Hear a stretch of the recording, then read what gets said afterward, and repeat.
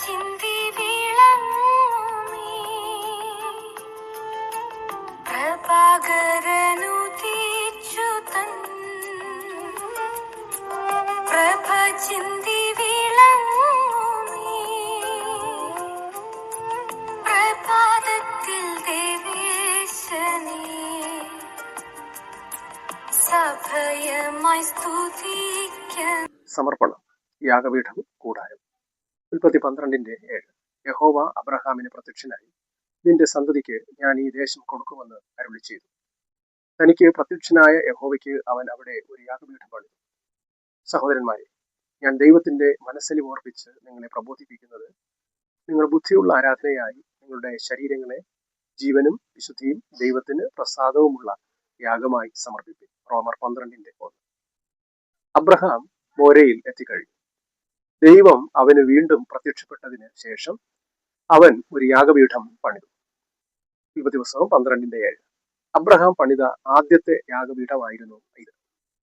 ബൈബിളിൽ ഒരു യാഗപീഠം അർത്ഥമാക്കുന്നത് നമുക്കുള്ള സകലവും ദൈവത്തിനായും ദൈവത്തെ സേവിക്കുന്നതിനുമാണ്.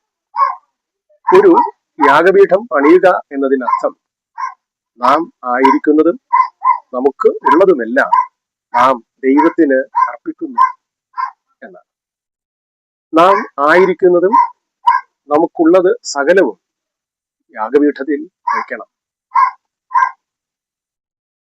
ദൈവത്തിന് വേണ്ടി നാം എന്തെങ്കിലും ചെയ്യുന്നതിന് മുമ്പ് ദൈവം നമ്മോട് പറയുന്നു, കുഞ്ഞേ, എനിക്കായി ഒന്നും ചെയ്യരുത്, എനിക്ക് നിന്നെ വേണം, നീ ആയിരിക്കുന്നതും നിനക്കുള്ളതുമെല്ലാം എനിക്ക് വേണ്ടി നീ യാഗപീഠത്തിൽ വെക്കണമെന്ന് ഞാൻ ആഗ്രഹിക്കുന്നു. ഇതാണ് യഥാർത്ഥ സമർപ്പണം, കൂട്ടായ്മ, അല്ലെങ്കിൽ യഥാർത്ഥ ആരാധന.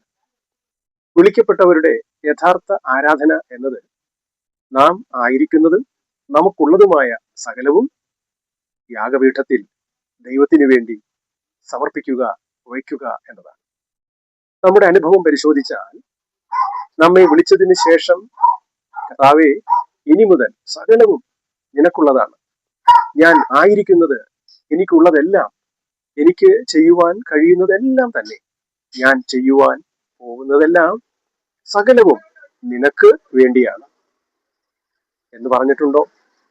ഇല്ലെങ്കിൽ സ്വർഗത്തിലേക്ക് കണ്ണുകൾ ഉയർത്തി ഇങ്ങനെ പറയണം, ദൈവമേ, ഇന്ന് മുതൽ എല്ലാം നിനക്ക് വേണ്ടിയാണ്. അതൊരു യഥാർത്ഥ സമർപ്പണമായിരിക്കും. ആത്മീക അർത്ഥത്തിൽ അത് ഒരു യാഗപീഠത്തിലെ അബ്രഹാം ദൈവത്തിന് സമർപ്പണം ചെയ്തത് നമുക്ക് പരിശോധിക്കാം. ഒന്നാമതായി, സമർപ്പണത്തിന്റെ തുടക്കം ദൈവത്തിന്റെ വെളിപ്പാടിൽ നിന്നായിരുന്നു. യഹോവ അബ്രഹാമിന് പ്രത്യക്ഷനായി. സമർപ്പണം എന്നത് മനുഷ്യന്റെ തീരുമാനത്തിൽ അല്ല, ദൈവത്തിന്റെ വിളിയിലും ദൈവിക വെളിപ്പാടിലും നിന്നാണ് ആരംഭിക്കുന്നത്. ദൈവം വിളിക്കുമ്പോൾ നമ്മുടെ ഹൃദയം കീഴടങ്ങാൻ പഠിക്കും. അനുദിനവും ദൈവത്തിന്റെ വചനം കേൾക്കാൻ തയ്യാറാകുന്ന ഹൃദയം നമുക്കുണ്ടോ? രണ്ടാമതായി, സമർപ്പണത്തിന്റെ അടിസ്ഥാനമായ വിശ്വാസം ദൈവ വാഗ്ദത്തത്തിലാണ്. നിന്റെ സന്തതിക്ക് ഈ ദേശം ഞാൻ തരാം. ഇപ്പോൾ അബ്രഹാമിന് ഒന്നും കൈവശമില്ല, പക്ഷേ ദൈവ വാഗ്ദാനത്തിൽ അവൻ വിശ്വസിച്ചു. സമർപ്പണം കാണുന്നതിൽ അല്ല, വാഗ്ദാനം ചെയ്യുന്ന ദൈവത്തിൽ വിശ്വസിക്കൽ ആണ്. അത് നമ്മൾ ചിന്തിച്ചാൽ നിലവിലെ സാഹചര്യങ്ങളല്ല, ദൈവ വാഗ്ദാനങ്ങളാണ് നമ്മുടെ തീരുമാനങ്ങളെ നയിക്കേണ്ടത്. ഞാൻ ചോദിക്കട്ടെ, നമ്മുടെ സാഹചര്യങ്ങളാണോ അതോ ദൈവത്തിന്റെ വാഗ്ദാനങ്ങളാണോ നമ്മെ തീരുമാനത്തിലേക്ക് നയിക്കുന്നത്? മൂന്നാമതായി, യാഗപീഠം സമർപ്പണത്തിന്റെ വ്യക്തമായ ഒരു പ്രതികരണമാണ്. അബ്രഹാം യാഗപീഠം പണിതു നാം അതാണ് വായിക്കുന്നത്.